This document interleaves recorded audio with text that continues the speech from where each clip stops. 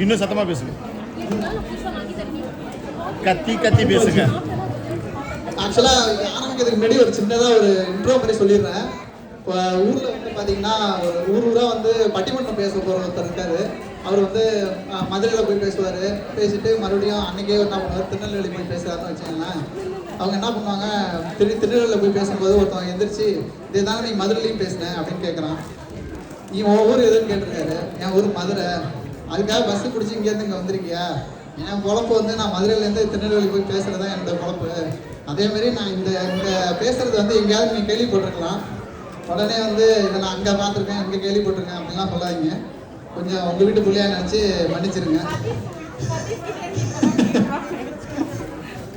Already எங்கேயாவது கேள்விப்பட்டிருப்பீங்க, அதனால் அதை அப்படியே மன்னிச்சுக்கோங்க. இப்போ சாதாரணமாக பார்த்தீங்கன்னா, இப்போ கல்யாணம் பண்ணும்போது பார்த்தீங்கன்னா டெய்லி மேரேஜ் இருக்கும். நியூலி மேரேஜ் கப்பலும் கல்யாணம் ஆகி ரொம்ப வருஷம் ஆகிருக்கு அப்படின்னா அவங்க பேசுகிற ஒரே ஒரு சென்டென்ஸ் வச்சு ஈஸியாக கண்டுபிடிச்சிடலாம். ஒரே ஒரு வார்த்தை தான். அதை எப்படி 2 டிஃப்ரெண்ட்டாக பேசுகிறாங்கன்னு பார்த்தீங்கன்னா, ஒன்றை போல ஒருத்தனை நான் பார்த்தது இல்லை அப்படின்னா நியூலி மேரேஜ். ஒன்றை போல ஒருத்தனை நான் பார்த்ததே இல்லை அப்படின்னீங்கன்னா கல்யாணம் ஆகி ரொம்ப நாள் ஆச்சு. 2 பேருக்கும் ஒரு 5 வருஷத்துலேருந்து வச்சுக்கலாம். நம்ம 5 இயர்ஸ்லேருந்து மினிமம். பார்த்தாலே தெரியுது. கூப்பிடுங்க. அடுத்தது பார்த்தீங்கன்னா, இப்போ ஒய்ஃப்லாம் பார்த்தீங்கன்னா எனக்கு வந்து திடீர்னு சண்டை போட்டுருவாங்க. சண்டை போட்டு பார்த்தீங்கன்னா நான்லாம் வந்து இண்டிபெண்டன்ட் உமன், எனக்கெல்லாம் யாரோட ஹெல்ப்பும் தேவையில்லை அப்படின்னு சொல்லிட்டு சில்லறையை செதற விட்டு நான் வந்து சிங்கப்பெண்ணேன்னு சொல்லி நடந்து போவாங்க. திடீர்னு பார்த்தா நான் மாடியில் உட்காந்துருக்குவேன். எனக்கு கீழே கொஞ்சம் வர முடியுமா அப்படிம்பாங்க. என்னென்னு பார்த்தா இந்த பாட்டில் மூடி எனக்கு திறக்க முடியல, ஊறுகாய் பாட்டில் வந்து டைட்டாகி போச்சு, எனக்கு வந்து திறந்து கொடுங்கம்பாங்க. இல்லைன்னா எனக்கு ஹைட்டாக இருக்குது, அங்கே வச்சுருக்கேன், என் ஹைட்டுக்கு எட்ட மாட்டேங்குது. ஆனால் வந்து சிங்கப்பெண் நான் வந்து எனக்கு எந்த விதமே எனக்கு யாருக்குமே தேவையில்லாமாங்க. ஒரு ஸ்டூல் போட்டு ஏறி கூட எடுக்க முடியாது அவங்களால. அதனால் நான் என்ன சொல்லணும்னா, எல்லாருக்கும் ஒரு அடியாக சொல்லணும்னா, உங்கள் பொண்டாட்டி கூட சண்டை போட்டிங்கன்னா பாட்டில் மூடி நல்லா டைட் ஆகிட்டு எங்கேயாவது போயிடுங்க. எப்படியாவது கண்டிப்பாக அவங்களுக்கு கால் பண்ணி கண்டிப்பாக சமாதானப்படுத்துவாங்க, கண்டிப்பாக அவங்கள்ட்ட பேசுவாங்க. ஒரு பாட்டில் திறக்கிறதுக்காவது கூப்பிடுவாங்க, உங்களை எப்படியும் கூப்பிடுவாங்க. மண்டே உடைச்சுவாங்க.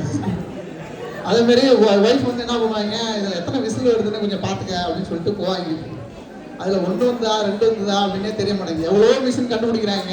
அந்த குக்கருக்கு மேலே ஒரு டிஸ்பிளே 1 விசில் 2 விசில் அப்படின்னு சொல்லி ஒரு டிஸ்பிளே வச்சாங்கன்னா இன்னும் ஈஸியாக இருக்கும் நமக்கு. எல்லாம் இருக்கு.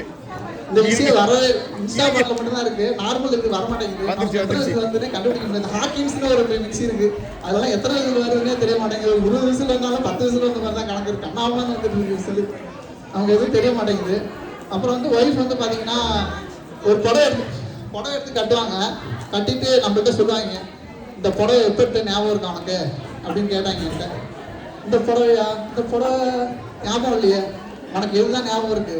நான் வந்து நிச்சயார்த்தம் பண்ணும்போது என்னை பொண்ணு அழைக்க வரும்போது உங்கள் வீட்டில் எடுத்து கொடுத்த புடவை அப்படின்னாங்க.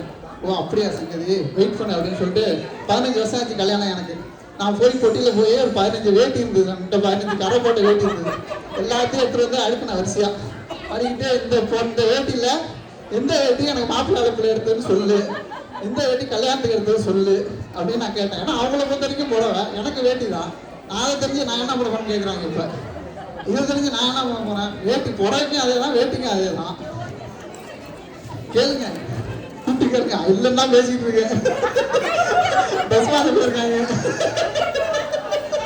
ஒரு 1/2 மணி நேரம் ஆகும் வரத்துக்கு. எப்படியும் 1/2 மணி நேரத்துக்குள்ள இதை முடிச்சுட்டு நம்ம போயிடுவோம் எங்கேயாவது. இப்போ ஆக்சுவலாக பார்த்தீங்கன்னா ஒய்ஃப் வந்து பெருமையாக பேசுவாங்க. எனக்கு வந்து என்னோட மாமனார் மாமியாரோட என் ஹஸ்பண்டோட மாமனார் மாமியார் தான் எனக்கு ரொம்ப பிடிக்கும். ஹஸ்பண்டோட மாமனார் மாமியார் தான் அவங்க அப்பா அம்மா தான். அவங்க ஏதோ பெரிய யாரையோ சொல்கிறது மாரி என்னோட ஹஸ்பண்டோட மாமனார் மாமியார் தான் எனக்கு ரொம்ப பிடிக்கும் அப்படிம்பாங்க. அப்புறம் வந்து சமைக்கும் போது பார்த்தீங்கன்னா அந்த வெங்கடேஸ்வரன் ஒருத்தர் டிவியில் சமைப்பார், டைரி எடுத்துப்பாங்க. ஒன்றுக்கும் பார்த்தீங்கன்னா யூடியூப் பார்ப்பாங்க, பாஸ் பண்ணுவாங்க, ஸ்டெப் எழுதுவாங்க. இது வெயிட் பண்ணு, இதை நான் பார்த்துக்கிறேன் அப்படின்னு ஸ்டெப் எழுதுவாங்க. நைட் என்ன சாப்பாடுன்னா உட்காமாங்க. அதுக்கு ஏக்கியா உட்காந்து ஊர் உலகத்தில் இருக்கிற டிப்ஸ் எல்லாம் எடுத்து மெனக்கிட்டு பாஸ் பண்ணி அடுப்பு பத்தவங்க முதற்கொண்டு, அவன் அடுப்பு பத்தவங்கன்னா இங்கே அடுப்பு பத்தவங்க மாட்டேங்கிறாங்க. பாஸ் பண்ணி முதற்கொண்டு எல்லாத்தையும் சொல்லுவாங்க. செய்யுங்க. அப்போ வந்து பார்த்தீங்கன்னா ஊர்ல எல்லாம் சாதாரணமாக பார்த்தீங்கன்னா நம்ம 80s கிட்ஸு இந்த 80, 81ல் மாணவனாங்க பார்த்தீங்கன்னா அந்த டைமில் வந்து பாப்பாவுக்கு. ஓகேவா? 81ல் மார்க் பண்ணாங்க. அந்த டைமில் பார்த்தீங்கன்னா ஸ்கூல் முடிச்ச உடனே பார்த்தீங்கன்னா 12th ஃபெயில் ஆகிடுவாங்க லேடிஸ்லாம். பொம்பளை பொண்ணு ஊரில் பார்த்தீங்கன்னா எங்கள் ஊரில் நடந்திருக்கு சம்பவம். 12th படிக்கும்போது ஒரு பொண்ணு ஃபெயில் ஆகிடுச்சு. 17 வயசுலேயே முடிச்சு கல்யாணம் பண்ணி வச்சுட்டாங்க. நம்மளால் என்ன பண்ணுவாங்க, நம்ம ஆம்பளைங்க என்ன பண்ணுவாங்க, 17 வயசுக்கு ஸ்கூல் முடிச்சு காலேஜ் முடித்த உடனே நம்ம எங்கள் ஊரில் என்ன பண்ணுவாங்க, 4 வருஷம் போய் வெளிநாட்டு போய் சம்பாரிச்சு வந்துருப்பான். உடனே அவனை கல்யாணம் பண்ணி வச்சுருவாங்க. 40 வருஷம் ஆனாலும் கல்யாணம் ஆகாது. 40 வயசு ஆகும்போது அந்த பிள்ளைக்கு என்ன ஆகும், அந்த பிள்ளைக்கு கல்யாணம் ஆகி 23 வயசு ஆயிருக்கும் அந்த பொண்ணுக்கு. அந்த பொண்ணு ஜாதகம் வருது, பொண்ணு ஜாதகம் இவனுக்கு வருது ஜாதகத்துக்கு. அடப்பாவையில் அதே 40 வயசு ஆகுது அந்த பொண்ணுக்கு. 12th போயிடலாம், எனக்கு கல்யாணம் வைக்க மாட்டாங்க, மாடமாக்கி விட்டுருவாங்க. அது மாதிரி வந்து ஒய்ஃப் வந்து ஹஸ்பண்டோடைய ஃபோட்டோ வந்து பர்ஸில் வைப்பாங்க. பர்ஸில் வச்சுட்டு பார்த்துட்டு இருப்பாங்க. ஒரு சில பேர் வந்து ஒரு படிக்கு மேலே போய் ஃப்ரேம்லாம் ஃபோட்டோ ஃப்ரேம்லாம் எடுத்துகிட்டு போய் ஆஃபீஸ் ரூமில் வச்சுப்பாங்க. சாதாரணமாக பார்த்தீங்கன்னா ஓகே வந்து ஃபேமிலியில் ரொம்ப இன்வால்மெண்ட்டாக இருக்காங்க அப்படின்னு நினைப்பாங்க. ஆனால் வந்து பார்த்தீங்கன்னா ஆஃபீஸில் போட்டு கிழிப்பாங்க. மேனேஜர் கூப்பிட்டு மீட்டிங்கில் 1-on-1 மீட்டிங்கில் வச்சு கிழிச்சாங்கன்னு வச்சுங்களேன், வந்து வெளியில் வந்து ஃபோட்டோ பார்க்குறாங்கன்னா நிம்மதி ஆகிடுவாங்க. இந்த பிரச்சனையே சால்வ் பண்ணிட்டா இதை விட இதெல்லாம் ஒரு சின்ன பிரச்சனை தான் நமக்கு, அவங்க ஒன்றும் பெரிய பிரச்சனை எல்லாம் இல்லை அப்படின்னு சொல்லி விட்டுருவாங்க. அடுத்தது பார்த்தீங்கன்னா ஃப்ரெண்ட்ஸு. இப்போ நம்ம வெளியில் யாராவது ஃப்ரெண்ட்ஸோட போயிருக்கோன்னு வச்சுங்க, வெளியில் ஒய்ஃப் கால் பண்ணுவாங்க. ஒய்ஃப் கால் பண்ணும்போது நம்ம ஒரு ஃபோன் எடுக்கணும்னு வச்சுங்களேன், அவன் வந்து பசங்க கூட உட்காந்து எங்கேயோ தண்ணி அடிச்சுட்டு மல்லாக்கப்படுத்துட்டான், ஐயோ உளுத்து கடத்துறான்னு நினைப்பாங்க. அதுவே அம்மா ஃபோன் பண்ணாங்கன்னு வச்சுங்களேன், ஐயோ பிள்ளைக்கு ஏதோ ஆக்சிடென்ட் ஆகிடுச்சு, ஏதோ அவனுக்கு எதோ ஆயிடுச்சு அப்படின்னு நினைப்பாங்க. நான் ஃபோனை சைலண்டில் போட்டு எங்கன்னு தேடிட்டு இருக்கேன். நானே ஃபோன் எங்கே காணும் நான் ஊர் ஃபுல்லாக தேடிட்டு இருக்கேன், ஃபோனே காணும்னு தேடிட்டு இருப்பேன். ஆனால் அவங்க என்னென்னு நினச்சிப்பாங்க. இந்த மாதிரிலாம் ஒரு சில கூத்தெல்லாம் நடக்கும். அதே மாதிரி பார்த்தீங்கன்னா இந்தியாவில் வந்து HR ஜாயின் பண்ண உடனே நம்மள்ட்ட வந்து இந்த இது வைப்பானுங்க. ஃபஸ்ட்டு வந்து ஜாயினிங் ஃபார்மாலிட்டிஸ்னு சொல்லி வைப்பானுங்க. போன உடனே நம்மள்ட்ட சொல்லுவானுங்க, you have passport right, passport is very mandatory to join our job பண்ணுங்க. 10 வருஷம் அவன் பாஸ்போர்ட் எடுத்து பாஸ்போர்ட்டே எக்ஸ்பிரி ஆகிடும், ஒரு ஸ்டாம்பிங் இருக்காது, எங்கேயும் நீங்கள் டொமஸ்டிக் கூட ட்ராவல் பண்ணிக்க மாட்டீங்க. 10 வருஷம் 15 வருஷம் 20 வருஷம் அவன் பாஸ்போர்ட்லாம் 2-3 பாஸ்போர்ட் மாற்றுறதுக்கு அப்புறம் தான் வருவாங்க யூஎஸ்க்கு. ஆனால் ஜாயின் பண்ணோடனே ஜாயினிங் ஃபார்மாலிட்டிஸ் பாஸ்போர்ட் இஸ் மேண்டேட்டரின்னு வாங்க எங்கே போனாலும். அடுத்தது நான் வந்து ட்ரெயினில் பூனே போயிட்டு இருக்கும்போது என்ன பண்ணானுங்க, அண்டா பிரியாணி எடுத்துகிட்டு வந்தாங்க. அண்டா பிரியாணி 50 ரூபா, அண்டா ஃபுல்லாக பிரியாணி கொடுத்து 50 ரூபாய்க்கு கொடுக்குறாங்களான்னு நினச்சிட்டு இருந்தாங்க. அண்டா பிரியாணி 50 ரூபாய்க்கு கொடுக்குறாங்களா அப்படின்ட்டு 50 ரூபா கொடுத்து வாங்கினா அண்டாக்குள்ளே முட்டை வச்சுருந்தானுங்க. ஆனால் என் ஃப்ரெண்டு ஒருத்தன் கேட்டான், அப்போ குண்டாலாம் செஞ்சு கொடுத்தா குண்டா பிரியாணி வைப்பாங்களோ அப்படின்னு கேட்குறாங்க. அப்புறம் தான் தெரியுது அண்டானா முட்டை பிரியாணி தான் வந்து அண்டா பிரியாணி வைக்கிறானுங்க. அண்டாங்கிறது முட்டைங்கிறது எனக்கு ரொம்ப நாள் கழிச்சு தான் தெரிஞ்சுது. யூஎஸ் வந்து நம்ம என்ன பண்ணுறது, நீங்க ரொம்ப நேரமா தெருவில் விடுறீங்க. அது மாதிரி வந்து பார்த்தீங்கன்னா இப்போ ஜெமினியில் நம்ம வந்து ஃபோட்டோ போட்டு இப்போ வந்து திடீர்னு பார்த்தீங்கன்னா நேரு பக்கத்தில் நம்ம நிற்கிற மாதிரி, காந்தி பக்கத்தில் நிற்கிற மாதிரி மாடிஃபை பண்ணி அந்த காலத்தில் இருக்கவங்க இப்போ இருக்கிறவங்க அப்படிலாம் பார்க்குறோம். அதுக்கெல்லாம் முன்னோடி யார் தெரியுங்களா? நம்ம அதுக்கெல்லாம் முன்னோடி வந்து பார்த்தீங்கன்னா சிங்காரவன் படத்தில் ஒரு தாத்தா இருப்பார், அவர் தான் இருக்கிறதே முன்னோடி. அவர் தான் வந்து ஏஐ மாதிரி. அப்போ உள்ள ஏஐ வந்து எங்களுக்கு தெரிஞ்ச ஒரே ஏஐ மாஸ்டர் வந்து அவர் தான் வந்து அந்த சின்ன குழந்தைகளோட ஃபோட்டோ வந்து 10 வயசுல எப்படி இருக்கு அந்த பாப்பா, 20 வயசுல எப்படி இருக்கு அந்த பாப்பா, 30 வயசுல எப்படி இருக்குன்னு சொல்லி அப்பவே மாடிஃபை பண்ணி கொடுத்தவர் தான் அவருக்கு தான் எல்லாமே வந்து ஜென், ஏஐக்கெல்லாம் ஜென் வந்து அவர் தான் எங்களுக்கு. அதே மாதிரி பார்த்தீங்கன்னா இப்போ வந்து திடீர்னு டிவியில் போட்டு சீரியல் பார்த்துட்டு இருக்கோம்னு வச்சுங்களேன். டிவியில் பார்த்துட்டு இருக்கும்போது லேடிஸ் என்ன பண்ணுவாங்க, திடீர்னு ஏதாவது பிரச்சனை ஆகிடும். பிரச்சனை ஆனோடனே என்ன பண்ணுவாங்க, நேராக கிச்சனுக்கு போவாங்க. ஒரு ஏழை வீடு தான் சொல்கிறேன், ஒரு ஏழை வீடு அப்படின்னு வச்சுங்களேன். நேராக கிச்சனுக்கு போவாங்க. கிச்சனுக்கு போகும்போது 5 படி சாமான்லாம் இருக்கும், கடுகு அதெல்லாம், அதோட சேர்த்து விஷம் அப்படின்னு எழுதிருக்கும். எந்த வீட்டில் விஷம் வச்சுருக்கீங்களா? இல்லை. எந்த மட்டல் வயசு விஷமும் நான் பார்த்தது இல்லை. அதே சீனு அப்படியே போனீங்கன்னா பணக்கார வீட்டில் ஒன்று இருக்கும், அதே இது பாய்சன் எடுத்துக்கணும், அவ்வளோதான் டிஃப்ரென்ஸ். ரெண்டுமே ஒன்று தான். உடனே நேராக போவாங்க, விஷம் பாட்டில் எடுத்துருவாங்க. நேராக போய் விஷத்தை எடுத்து இங்கே 5 படி சாமான் வைக்கிற இடமா அது விஷம் தான்.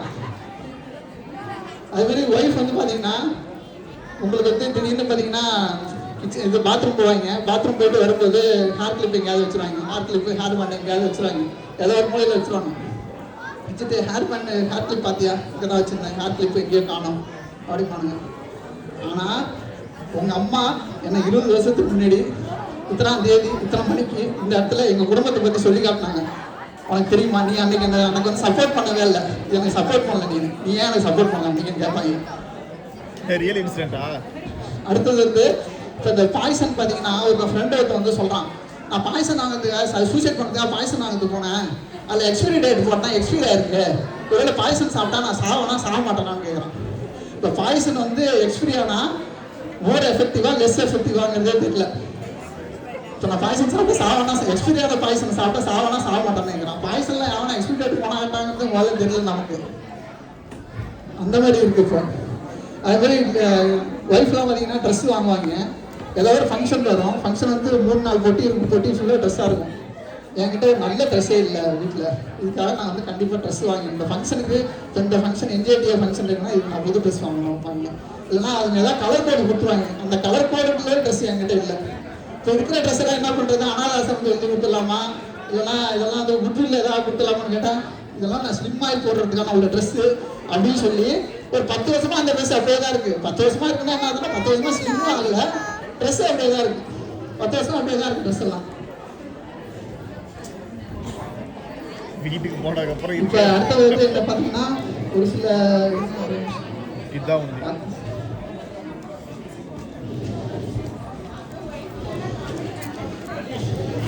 இல்ல வந்துட்டாங்க, அதான் பயந்துட்டாங்க.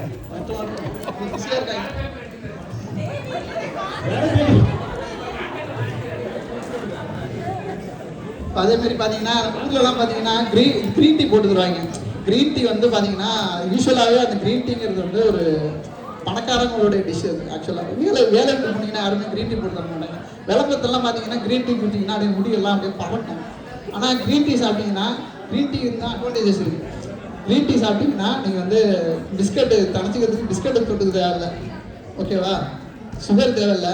மறுபடியும் விருந்தாளி வந்து 2வது தடவை உங்கள் வீட்டுக்கு வரமாட்டான், ஒரு தடவை வந்துட்டு போயிடுவான். அதுமாதிரி எனக்கு நல்லா இருக்கு இன்னொரு கப்பு கொடுங்கன்னு கேட்க மாட்டான்.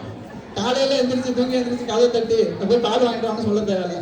அதனால அதோட டிஷ்ஷே பார்த்தீங்கன்னா வந்து அது வந்து க்ரீன் டீ லெமன் டீலாம் வந்து ஒரு பணக்காரங்களுடைய டிஷ். ஏழு வீட்டில் போனீங்கன்னா யாருமே க்ரீன் டீ கடை வாங்கியாவது பால் வாங்கி போட்டு டீயை போட்டு கொடுத்துருவாங்க, காஃபியை போட்டு கொடுத்துருவாங்க. அதான் உண்மை.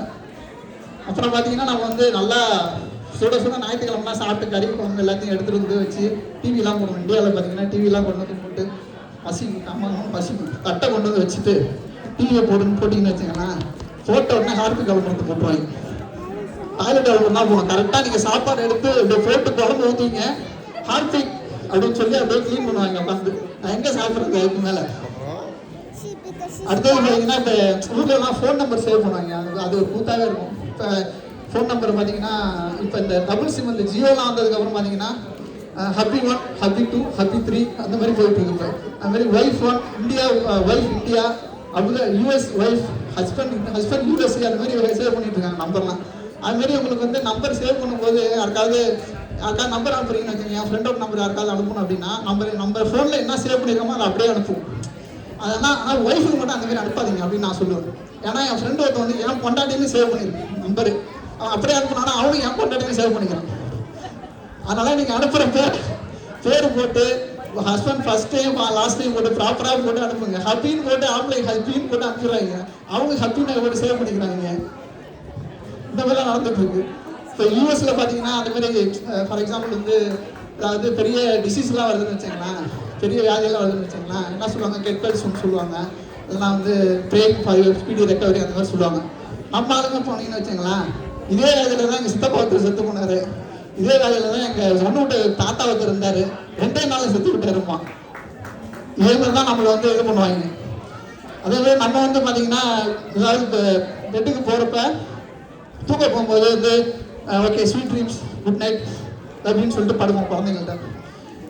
யூஎஸில் அப்படி தான் நடக்கும். ஆனால் இந்தியா பேரண்ட்ஸ் ஆனாங்கன்னு வச்சுங்களேன், மாவு எடுத்து வச்சியா, காலையில் மதியம் வச்ச சாம்பார்லாம் எடுத்து வச்சிட்டியா, நாளைக்கு செய்ய வேண்டியது இன்னைக்கு நைட்டே செய்யணும், சாப்பிட்றதுக்கு எல்லாத்தையும் எடுத்து வச்சிட்டியா உள்ள அப்படின்னு கேட்டுகிட்டே இருப்பாங்க.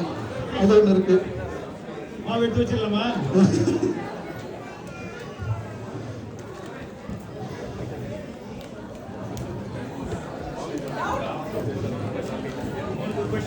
சொல்லுங்க. சாண்டா கவுண்ட் எப்போ விடுறீங்களா? நம்பிக்கிட்டு பண்றது காமெடி அவ்வளவுதான். நீங்க உட்காந்துட்டு பாக்குறீங்க அவ்வளவுதான். இப்போ அதே மாதிரி பார்த்தீங்கன்னா இப்போ வந்து ஏதாவது ஸ்டோரி படத்துக்கு போகணும்னு வச்சுங்களேன். படத்துக்கு போகும்போது வந்து ஸ்டோரியை ரிவீல் பண்ணிடுவாங்க. இது ஆல்ரெடி வேற ஒரு இன்னொரு ஸ்டாண்டர்ட் நான் சொல்லியிருக்கேன், அவங்க ஆல்ரெடி கேட்டிருப்பாங்க. ஸ்டோரியை ரிவீல் பண்ணிடுவாங்க. இப்போ ஃபார் எக்ஸாம்பிள் வந்து ஸ்நேகிதின்னு ஒரு படம் வந்தது. நான் டிக்கெட் எடுக்கிறதுக்காக உள்ளே போயிட்டு இருக்கோம். அப்போ வந்து என்ன பண்ணிட்டாங்க, இந்த படத்தோட கொலைகாரி வந்து தகுன்னு சொல்லிட்டு போயிட்டான் அர்த்தம். அந்த படத்தோட கொலைகாரியை கடைசியில் கிளைமேக்ஸில் வந்து யார் கொலைகாரன் ட்விஸ்ட்டில் கொண்டு வந்து வைப்பு கடைசியில் சொல்லுவாங்க. இவன் வந்து ஒரே நிமிஷத்தில் வந்து ஸ்நேகிதிகளை தான் கொலைகாரன் போயிட்டாங்க. நான் வந்து ஓகே ஆனால் கொலைகாரன் தான் பக்கத்துலேயே உட்காந்துருக்காங்கல்ல, இதுக்கப்புறம் என்ன கொலைகாரன் இருக்க போகுதுன்னு சொல்லிட்டு இருப்பாங்க. இதோட பார்ட் 2 முடிஞ்சிச்சு. Okay, thank you.